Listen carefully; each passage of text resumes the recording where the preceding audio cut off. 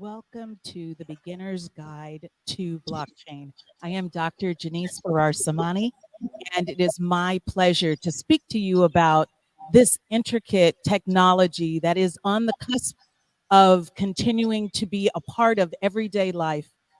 Today, I will be joined by Jason Daniels, who is actual virtually here, and he will be chiming in to actually introduce himself in just a moment.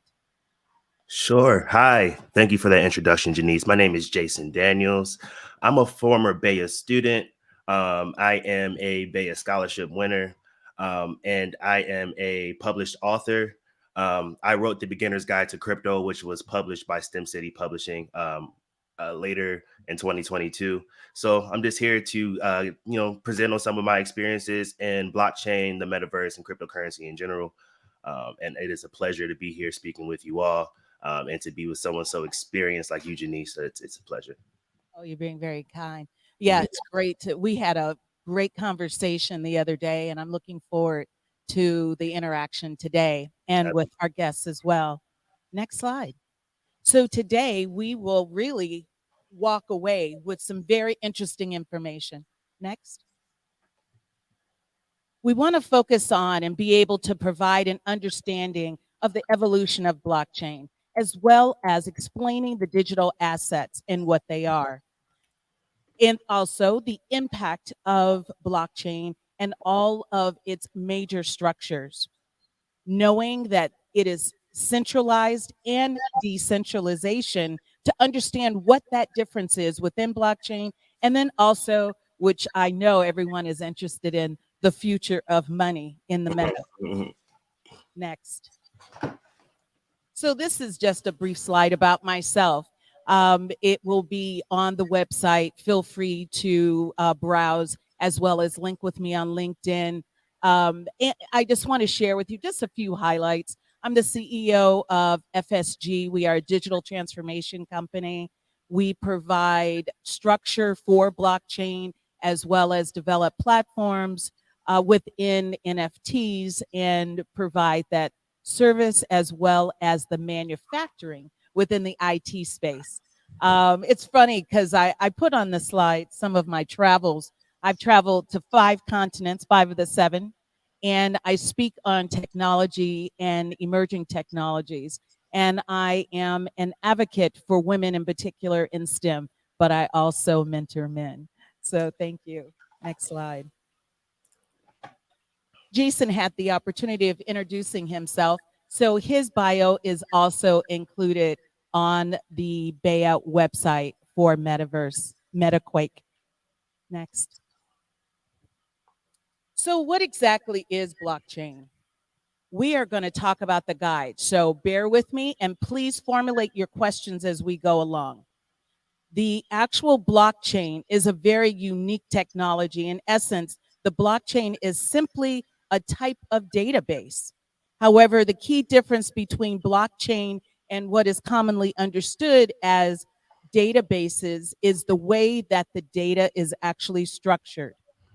Unlike standard databases, which actually just store data in a very central relational tablet, blockchain is an open peer-to-peer or P2P network that offers and actually favors, in particular, certain types of data that come together in a formulative manner. In blockchain, data is collected. Its grouping are called blocks, is where the data is collected. Each block has a certain storage capacity, so that when it's filled, it is linked to a previous filled block. These blocks are connected, hence making the chain. An important characteristic of blockchain is that each block is complete. It has time stamped, which is very critical. And this makes the blockchain a timeline of data differing from an actual standard database. Blockchain is also decentralized ledgers of all the transactions across this peer-to-peer network. Using this technology, actually confirm your transactions without the need of a central clearing authority. Potential applications can include fund transfers, trade, as well as voting, which I'll share a bit more about, and other concerns or issues. Blockchain itself carries through nodes that will copy the actual network. Next slide, please. So let's talk about a little history. It's very interesting how blockchain has evolved. And this is just a visual, but yet it has a very rich history. While Hmm. blockchain currently commands a lot of attention, the characteristics are all new concepts. The technology dates back to 1991 when a group of researchers first described this as a cryptographically secure data chain of blocks that are time stamped on a chain that is impossible to override or tamper with the data. And that was one reason why I became very interested in blockchain, because I was researching in grad school and I was thinking you could actually manipulate this data however you would like it to be manipulated. But this on the blockchain, it cannot be tampered. I will just highlight a couple of key dates here. In 2008, a developer by the name of the pseudonym Satoshi Nakamoto, and it is a pseudonym, actually introduced this model to the world, blockchain. And from that, we have evolved into thinking and developing today on Ethereum, which is a decentralized blockchain platform that establishes a peer to peer network that securely executes and validates the application of code called smart contracts. Hmm. Smart contracts. Smart contracts actually are databases that translate the information. I'll just highlight a few more dates. In 1998, the process and the technology actually failed. It failed to be a sustainable revenue using Bitcoin. So from there, it moved into 1990. I'm leapfrogging here a bit. 1991, where the actual computer scientist Sabo began to work on the decentralized digital currency, which was BitGold. And then we move into the 2000s. And Sato Nakamoto, pseudonym, it could be a person or a group of people, developed Bitcoin as a currency that allows for the peer to peer transactions and elimination of unnecessary central bank and other interim and intermediary operators to actually use the ledgers and to maintain the actual ledgers. So in 2014, I'll just highlight a few more dates. In 2014, the actual developers began researching these applications. This is where we are hitting the sweet spot in blockchain. 2014, they began to research and think about what is beyond the currency. How else can blockchain be utilized? Hence, the birth of Blockchain 2.0 that explores blockchain's potential other than financial. And from there, in 2015, smart contracts were developed, which are actual databases. So now we can move into what is 2020, and Bitcoin was completely and successfully created on the blockchain, based a form and based and formulated an actual currency that developers began to separate and began to look at blockchain and currency simultaneously. The beauty is in 2023, which is where we are now, we're beginning to adapt and adopt our platform.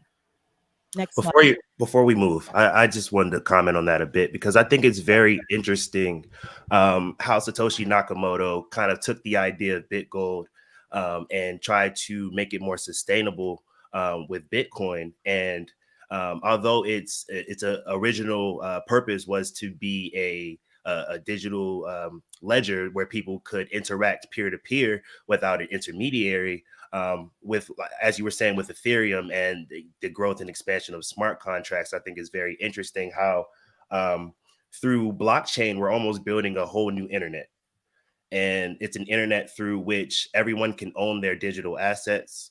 And the smart contracts can create automation in which we can manipulate the data within databases. Well, not really manipulate it, but use it in order to pull certain insights, in order to understand the data better.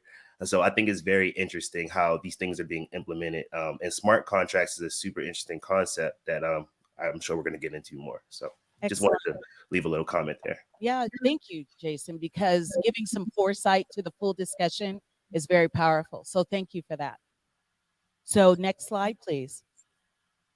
So here we're just looking at that evolution where we had Web 1.0. That's when just the internet became popular. And I remember in college, we began to use the internet and people were communicating. We were communicating abroad.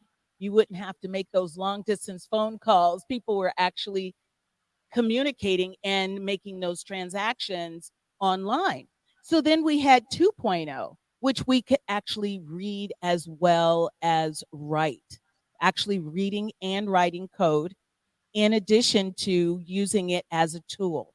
Now we're in 3.0, where it's completely interactive. Next slide, please. So, in looking how blockchain actually works, it begins with an actual transaction. It cannot happen unless there's a transaction. And from there, we have our peer to peer, which I mentioned earlier, that network that is actually evolving over a computer. So that's where the digital comes into play. And your nodes are actually what are known as your peer to peer interaction. There is a validator. It goes through a validation process. I call it a lockbox, a container where the information actually is transpired. These nodes, because they've collected that information, are validated. And from there, then if it's crypto, then it goes through another process. But if it's a general POS where you're utilizing your debit card or your credit card, you go through that validation, and then the validation is accepted and the transaction is completed. So here I like to use the example of a POS system where now we have the actual devices that come to the table if you're in a restaurant. So you hand that server your card, they take your card, which has a code on it. Usually you can see it lifted a bit on the card, and it goes into that device, which actually says whether or not that individual has the funds in their account to pay for their meal or whatever they're purchasing. At that time, that's when the validator opens. So it's a communication between that device and the bank. And then once the bank validates, then the transaction is completed. So that's the example that I like to use quite often. Next slide, please. So this is just showing the step-by-step interaction of our blockchain and how it works. So again, it always starts with the transaction. It goes into the block, which I shared with you about the node building the actual block. It has the validation. A hash, which is the security, is actually created, and no two hashes are alike. Then it goes into your actual execution or payment validation. Next slide, please. So, there's some real criteria that needs to happen for blockchain because it is a safe environment, a secure environment. And I've identified 5 criteria that we utilize in our organization to make sure that they are in place.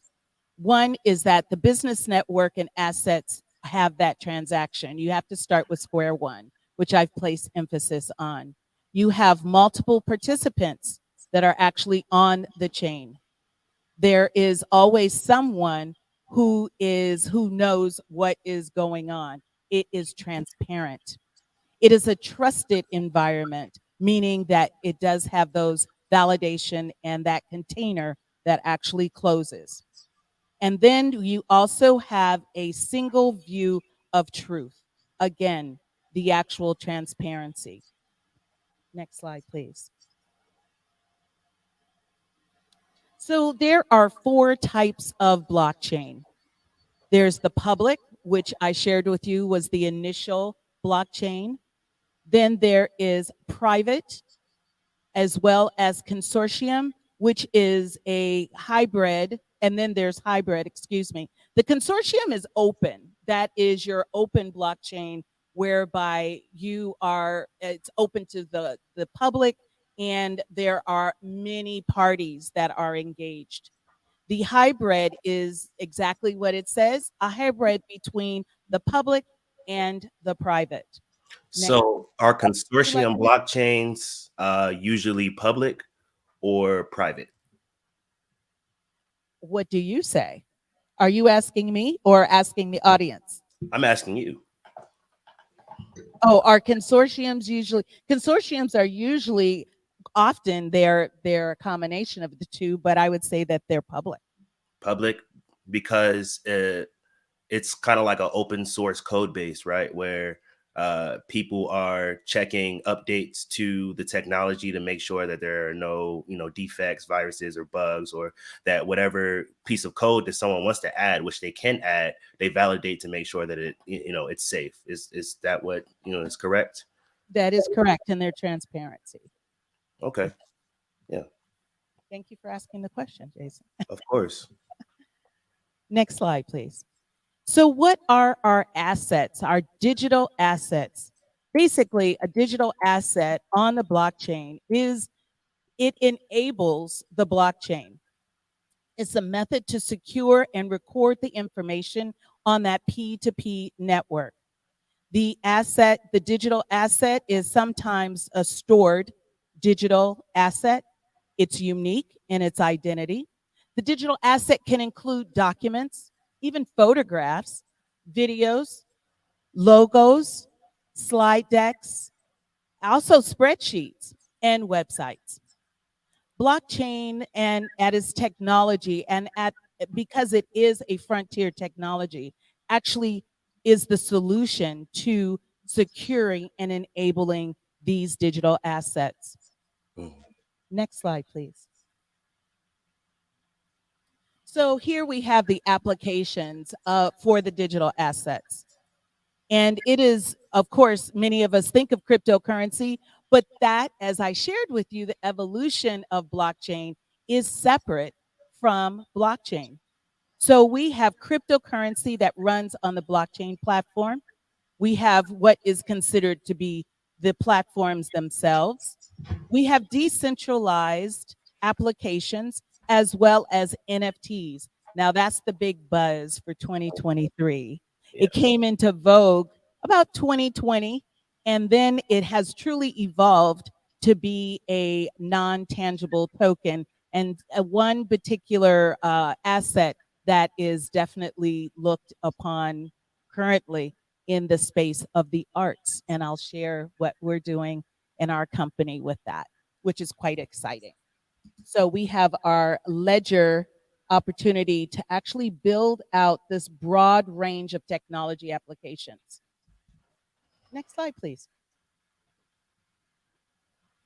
Here, I wanted to show the decentralization and the centralization in a graphic.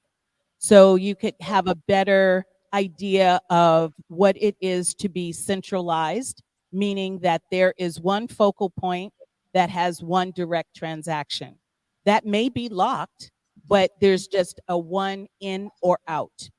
Here on the other side of the screen, we have our decentralization, where you see a network actually being built.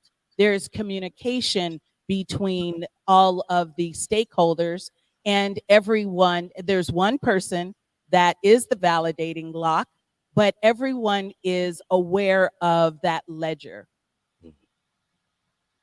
Next slide, please. So here we're honing in a bit deeper into the decentralization, which again is where we are in 2023. So our chains of decentralization, this is an example where Alice wants to pay Bob. So you've gone to dinner and you want to pay Bob back for the meal.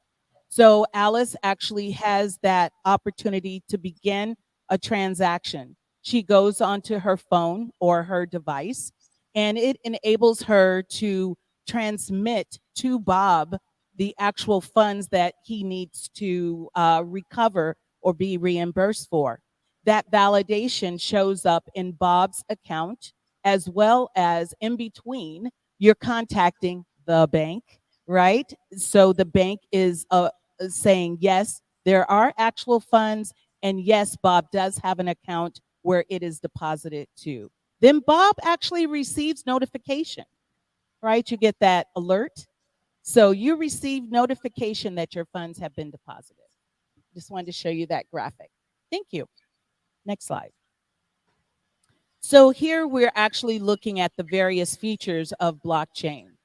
It cannot be corrupted. Again, we're saying that it is a secure environment. The D is decentralized.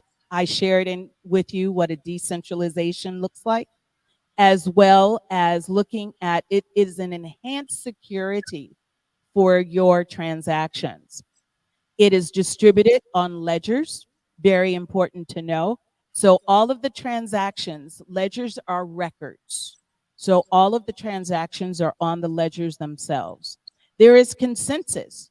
There's more than one stakeholder that is familiar with the information that is on the ledger, as well as it is faster. There is no longer that 3-day waiting period that you need to get a validation for the funds. Next slide, please. So now that we've understood where we are in blockchain and the decentralization, and now we can really think about what is needed in the chain, in the blockchain. So implementing these key aspects of business themselves are actually on these ledgers. I've mentioned them. They are records where the business is actually part of the network. So in the graphics, you saw that piece of paper, if you will, with lines on it. That is telling you that there are ledgers, they're records.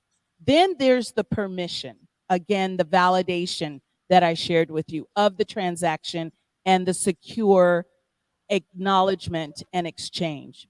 Then we have the smart contracts, where they're business terms that are embedded into the actual transaction database that executes the transaction. Then we have the consensus, which is part of the network that is also validating the transaction. Next slide, please. Again, we are looking at the guide for blockchain. So we're going through the actual process. So as you heard through the evolution, there was some failure. There was some opportunity for to take risks. So here, the original transaction is complex. There are risks that are engaged. There is an opportunity for each participant to have his or her own ledger, and therefore it makes it more secure. It increases the possibility that there used to be, of course, more fraud. There used to be more errors because there was a human that was involved. But now, if it's a direct correlation between that device or that individual to the other individual without an intermediary, you do not have that problem. So, the next, of course, the validation is key in any complex situation. And then I also shared with you the delay. So, the frequency of delays are also part of the risk. Next slide, please. So looking at blockchain to reduce this, we have a non-tampered environment that is obvious and evident on our ledger. All parties must give a consensus before any of the transactions take place. And then, of course, we eliminate paper, which is excellent for the environment as well as for the process. Less error. Next slide, please. So let's take it up to present day, which is exciting. 2023. We have some use cases that we can share with you, just an overview. We also have the global hackathon applications and the maturity model that I'm developing with another group of individuals and working on the blockchain, and then money. Next slide. So this is a graphic just sharing all of the various applications. Remember, through the evolution of blockchain, we separated cryptocurrency, all of the cryptocurrency, Bitcoin, from the actual blockchain. And here, this is identifying that all of the industries at some point are impacted by blockchain. On the plane to DC, it was very interesting. I was speaking with this gentleman and I said, well, I'm speaking on blockchain. And he was just saying, oh, that cryptocurrency, oh, that cryptocurrency. And I said, aha, my first student. come to come to the Bay Medica and you can learn more. But the beauty is that again, now as attendees of this, and as well as maybe on your prior art of study, that it is separate. Blockchain itself is a validator. It is a recorder of activities and transactions. So here, yes, it can be implemented in all aspects.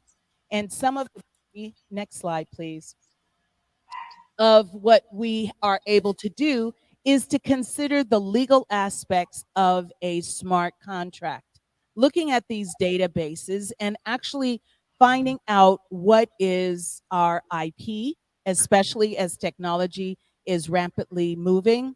Some of the chains' opportunity to actually be safe in forensics, so the validation of those transactions, as well as litigation and settlements. So the legal aspects are very paramount in this area. Next slide. There are hackathons, fifth wave. I just added this in because it is an opportunity where you can come together around various concerns within the world, within the society, and you can actually hack them out. You do not have to be a developer, but you just have to come with the willingness and the aptitude and understanding that you want to make change. So it's gathering your thoughts and being able to innovate and ultimately manufacture. And there is economic development in these hackathons. Next slide, please.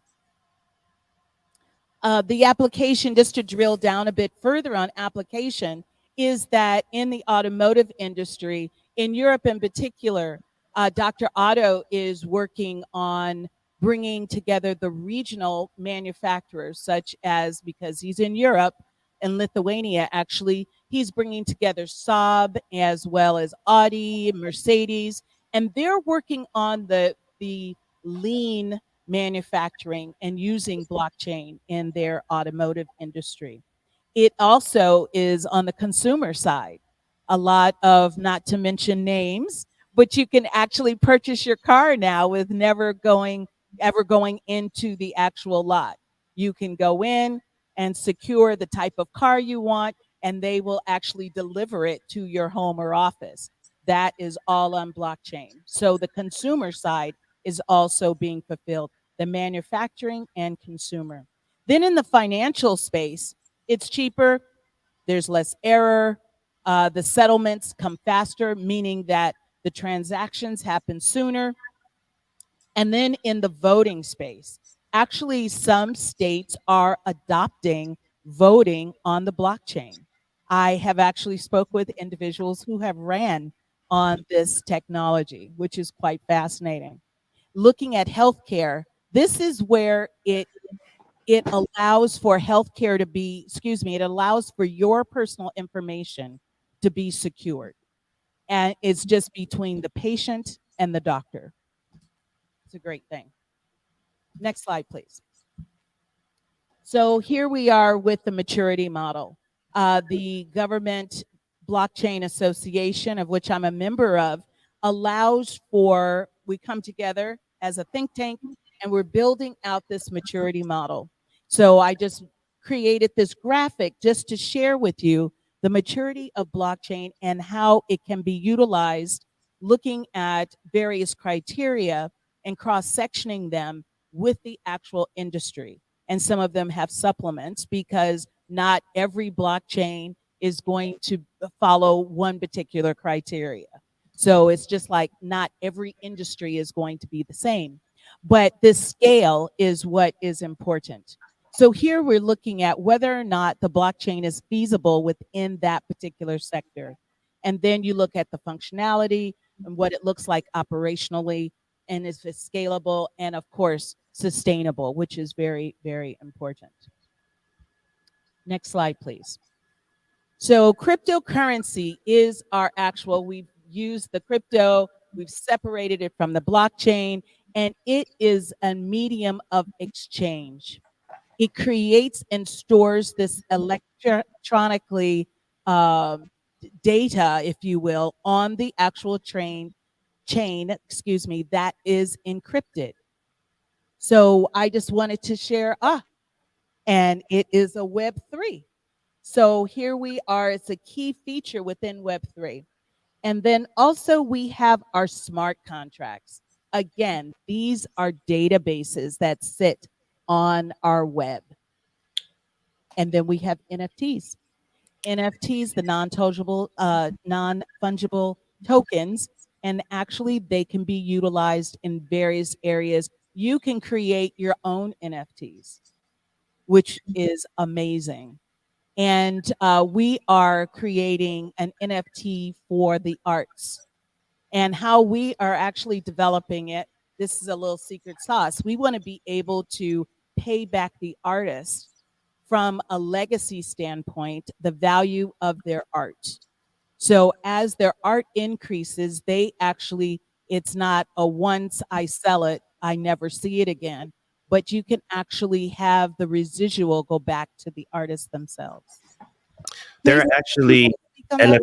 there are actually NFT platforms that implement that technology already, like OpenSea on Ethereum and Magic Eden on the Solana blockchain.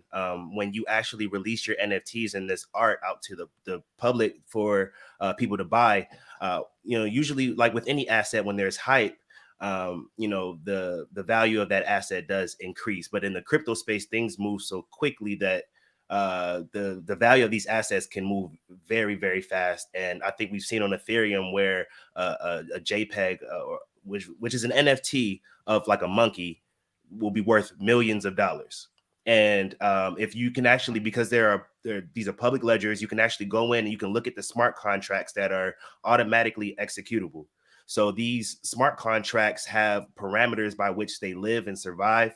And when these parameters are met, they fire off and things happen automatically. So say I wanted to buy an NFT from Janice, and Janice made the NFT and she put it out in the marketplace for say 1 Ethereum. But in the smart contract, it says every time that NFT is sold, Janice receives 10% of the sale price of whatever that asset is. Now that will be something that is a smart contract that exists perpetually. So for the existence of forever, because digital assets are forever, every time that switches hands, the actual creator of that digital asset can receive dividends for their art. So like what you were saying, yeah, I mean, it's amazing because it allows people to almost create something and receive true passive income from their assets. It's wealth, It wealth is well. development. It is It's absolutely. amazing. It's amazing. It's one of the level setters, and that's why I get so excited about blockchain being Yeah. an economic a level setter. And it also allows for the creative mind to be innovative and to realize that we all have digital assets that can be NFTs. Anything, music, if you write an essay or a blog post, pictures that you took, anything can be a non-fungible token if it exists. in the real world than it can exist digitally. Exactly. Thank you. Yes, Absolutely. it's exciting. It has me on the edge of my chair. Next slide, please. So, looking, next slide, please. Ah, we shared that. Yes, looking at the future of money. We've talked about crypto. We understand that crypto is our medium of exchange. Next slide, please. Thank you. So, the future of money. We started talking about the opportunity for economic development and wealth, actually. So, if we're looking at that, next slide, please, we can begin to think about what that entails as far as the emerging role of money. There are basically four areas that I've identified here that I'll share with you. One is the Lightning Wallet, and Exodus has the Lightning Wallet. And Jason mentioned how it happens instantaneously. This is where the Lightning Wallet actually is sitting. Well, here's a little developer talk here, but it's sitting on the actual protocol. It's second on top of the Bitcoin network. So it's decentralized, peer to peer, and it's right on the protocol. So therefore, it the reaction is much faster. So once you tap into your transaction, it is lightning fast and actually occurs. You can send Bitcoin, and it allows for you to actually receive Bitcoin as well. Currently, it only goes up to $100, and it was interesting because people have commented, well, why not 1,000? But $100 can be a lot in many parts of the world. So again, is Exodus. It powers the actual wallet of Satishi, excuse me, which is that pseudonym that we shared earlier.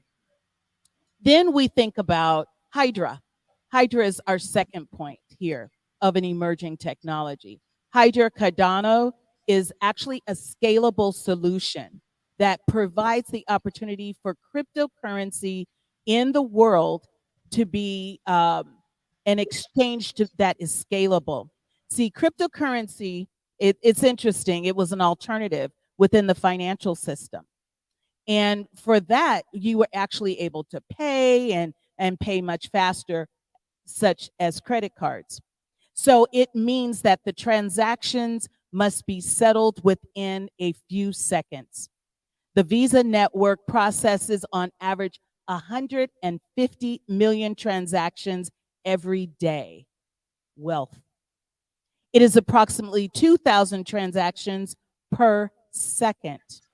Could you repeat those statistics? And this is for Visa, correct? Because I want to compare it. That is for Visa. I would like to compare those to the fastest blockchain. So go ahead. Sure. The Visa network processes on average 150 million transactions every day. It's approximately 2,000 transactions per second. What's your comparative, Jason? 1 second.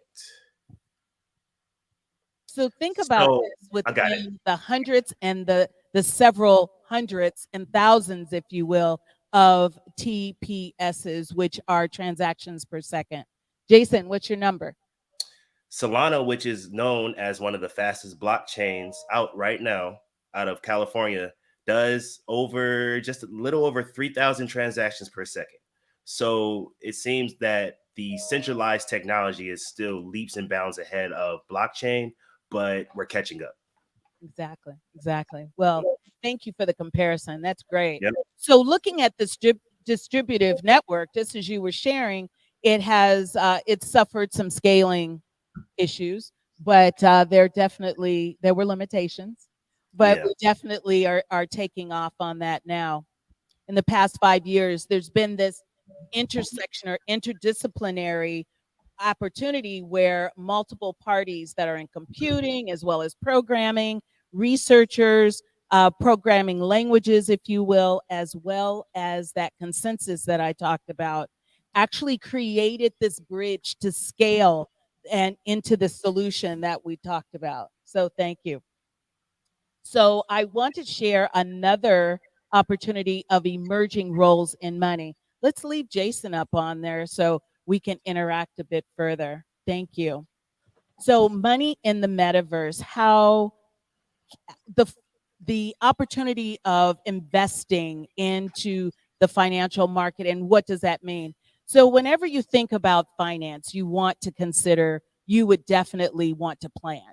So the same would be for this field of technology.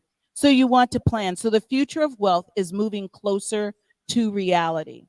There are hard truths about confronting and establishing some of the literacy, hence the reason why you're here today, and to begin to think about the integration of the metaverse as it's gearing up toward investments into the financial space. So we want to begin to plan. It would be a good idea, highly recommended, to continue to learn and to adapt yourselves to the understanding of the technology before adopting it. Where there is a virtual world, there is definitely virtual investment opportunities. I shared the NFTs and how they are influencing some of the sectors of investment and lifestyle. Mhm. While, of course, the art world is where we gave the example, it gives an opportunity for this universal coverage of a single NFT to actually be sold for over $90 million. And again, it's legacy wealth. You will Yeah. continue to gain a percentage from that as it goes, as it's sold, or as a NFT is contributed to. NFTs actually integrate themselves into the world as far as GameFi, as well as several other very lucrative gaming industries, allowing for users to earn real world income by playing their favorite game throughout the innovative blockchain and NFTs. Can I set the stage? Yeah, go for it, Jason. Okay, so a lot of people in the younger generation like to play video games, and the real one cool thing about video games is that it allows you to create customizable characters a lot of the time, and then a lot of the time in video games you receive this thing called virtual currency or virtual coins. So, for example, in 2K, which is a basketball game, you literally get to buy clothes, buy shoes, jewelry, get tattoos. You can edit what your house looks like, and you can interact with other players. You get to make what your player looks like, and you also spend real money to buy virtual coins within the game in order to buy some of these assets. So that is an example of how we're already kind of living in this idea of digital assets and virtual money. But now, where NFTs and blockchain comes in and makes a difference is that, on the 2K game, it's owned by, I guess, Activision or whatever company makes that game. But when you create a decentralized game on a blockchain and you allow people to participate, they actually own NFTs that are customizable, that are playable. You can level them up using smart contracts because they have attributes that are triggered by certain code bases automatically. It depends on how they're coded. But yeah, you can have these different characters in this game and you actually own them. And this is how you're able to actually make real money. So say you are playing a game on the Ethereum blockchain, or say, okay, Ethereum isn't the most efficient blockchain to do games on because transaction fees are so high. But say you're doing it on a blockchain that's cheaper, which is built on top of Ethereum, called Polygon. And let's use the example of playing basketball. When you play the 2K game, the more games that you play, the more virtual currency you own. So, in an example of playing a basketball game on a blockchain, you could, you buy the NFT with real money. Say you take your fiat, dollars, and you transfer it over to Polygon, and you buy your player. And over time, you make that asset more valuable by leveling it up in the game. This is how game developers on blockchains can incentivize people to play, because now you're not just wasting time just having fun and playing a game, and then next year when the new game comes out you can't even transfer the money over. It's something that's perpetual because you're earning actual money that exists within the ecosystem of that blockchain, which I think is really cool.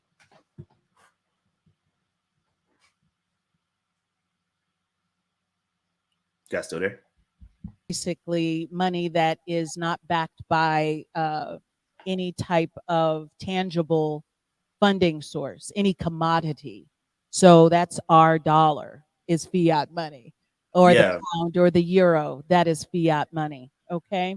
exactly. So yeah, it's amazing. And my avatar, I'll share my avatar with you, is AI girl. So if you find AI girl in the metaverse, please do say hello to her because she likes to definitely enjoy meeting people in the metaverse and having the opportunity. You know, thank you very much. We want to open up for questions. We provided a QR code. So if you want a recap on the information in regard to what is blockchain, how to develop it, what it means in the economy, feel free to click on to that QR code. Let's open it up for questions. Jason, did you have something else you wanted to share while we're curating questions here? Sure. I mean, I want to talk about maybe some of the use cases Yeah, for go for it. blockchain. So when you were showing that slide on Web3, it was cryptocurrency, it was Yes, smart contracts, and NFTs. Which correct. using those three things, we can create an ecosystem digitally that can be self-sustaining as long as people participate. We spoke about investment opportunities. So in America, uh, 1 in 20 millionaires is made in no, I'm sorry. 1 in 20 people in America are millionaires, and 80% of those millionaires are made through real estate.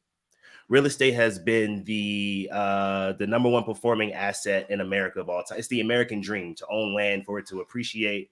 I mean, all of the tax benefits are in America are set towards people that own real estate and businesses. But if you've ever bought a house before, you'll learn that the process of going through escrow and titling and all of that is very long, and it is a tedious process that uh, a lot of people, there's a lot of hands in the process. But now, because a house is an actual asset that you have a title for or a deed for, houses are actually being sold as NFTs, because just like you can't walk and just say, oh, I own that house, because you have to actually have the paperwork or the credentials to say, no, this is my property. A smart contract has that hash code, which is specific and unique to that specific asset. So only the person that has that hash code associated with their profile, which you'll do through decentralized wallets, was another thing we talked about. Only that person will be able to prove that they own that actual asset. So, say this house right here, if it was sold as an NFT, essentially, there could be a smart contract that says, okay, if their credit score is at this point and they meet all these lending qualifications through this smart contract, then okay, they meet the validation to move on to the next stage in this process, which would be sending the money in. Maybe they want to put the down payment down through the blockchain. But now, because blockchain is not only a transactional system, it's also a currency, they can pay for that house with the currency of the blockchain. Now they're paying for the NFT with the currency of the blockchain, and then the smart contract fulfills all of that, allowing them to own it. So that's like a real world example outside of like JPEGs and pictures and art of how NFTs can be used for real world ownership and assets, which I think is dope. Yeah, it's amazing. Thank you for that example. And also, let's pull it all out to AR.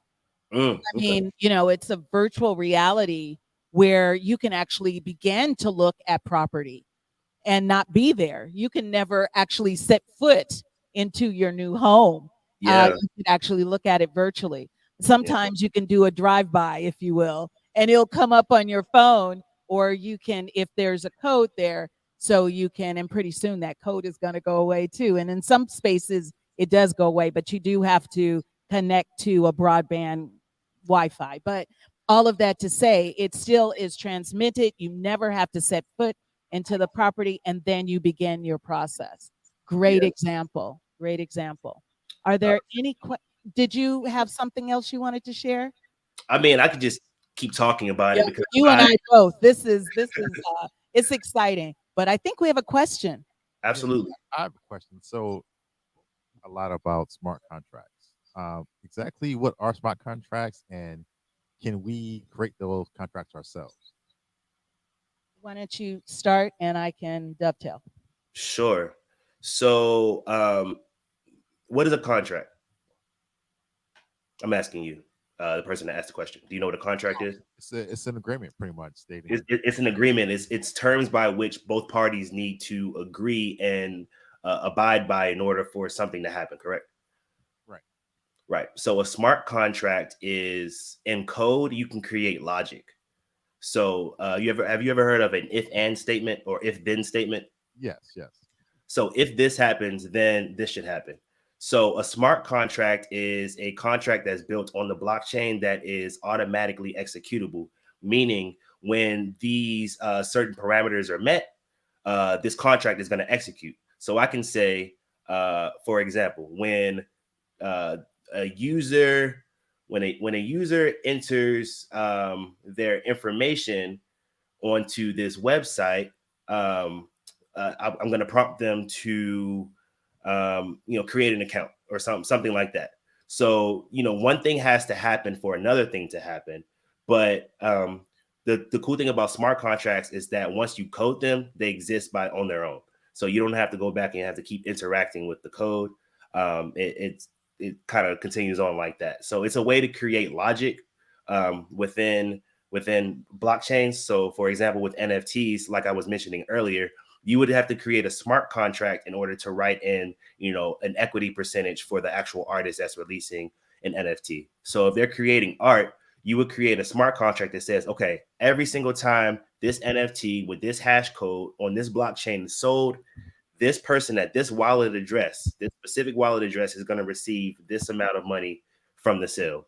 Whether it's $100 million or $100, they're going to receive 10% of that. And it's going to be automatically executable, whether it happens today or 10 years in the future. Whenever that asset is sold, that smart contract exists to create the conditions in which those actions can happen.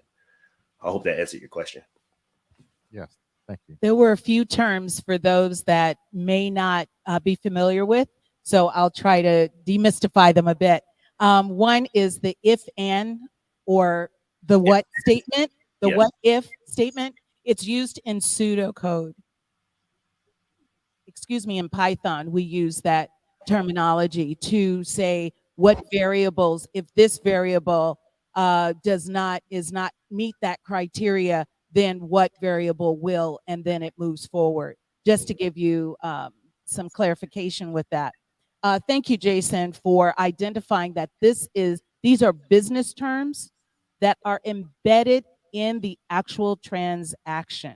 So again, they don't go away, and then that the database themselves are executed into these actual transactions. Just to wrap up and reiterate, hone Yeah. in a bit. Excellent, excellent. Next question, please.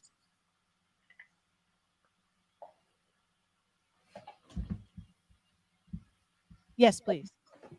Do you have a mic?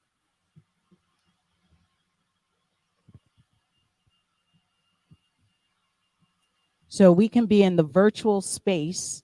It is a reality now. Yes, please. Do you think the United States will embrace the digital dollar? And if so, are there what blockchain would you consider if you had to recommend it? I will not. I'll take the fifth on that. I would never recommend in this space that a particular blockchain, but we could speak to it in general terms. Jason, would you like to speak to it, and then I'll add. Um, I think it's and this is where I think the crypto space gets a little tricky because you can look at a lot of different blockchains as individual companies because they're ran by private groups of people. Some of them are. So I don't see, and that's why they become kind of, people will look at them like investment opportunities, kind of like stocks, but it's a different field. They're not stocks, and it's dangerous to confuse a transactional system with a currency, because when the value of that asset fluctuates, the utilization of that system still exists.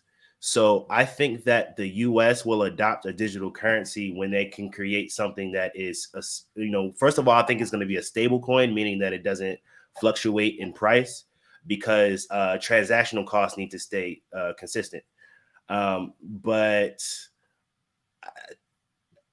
dollars are traceable, and I think that everything on the blockchain is also traceable because it is time stamped and dated and ledgered within a block, a chain of blocks. So I mean, I can see it happening. I don't see it happening anytime soon, but I think that there are applications for it that can make it possible. Well, remember the Bitcoin? The Bitcoin came about, and that was an opportunity. Particular, had the wherewithal to consider an actual physical, tangible opportunity to have. Uh, However, with the policies and regulatory needs, that has to be fleshed out first, and it's still extremely volatile in this space, in this frontier of technology. So it'll be a while, I really think. And again, it's a very ask me next year. Maybe maybe I'll have something for you. Also, I just want to add that the recap will also be showing we have STEM City. So that is a hub where you can come and learn a lot about the metaverse as well as technology and take courses as well as just drop in and get some information about what is going on in science, technology, engineering, and mathematics, and in particular, the emerging frontiers. Next question. Is there another question? So, with no further ado, I'd like to thank all the attendees. Thank you, Jason, for being my co-panelist here. Absolutely. Thank you for all the information. It's been great. I learned a lot. Oh, you're terrific, and we've had a great conversation. I'm looking forward to many more. Thank you, audience, and do check out STEM City.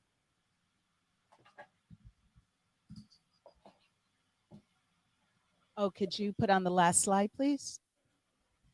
Thank you. Thank you for attending the guide to blockchain.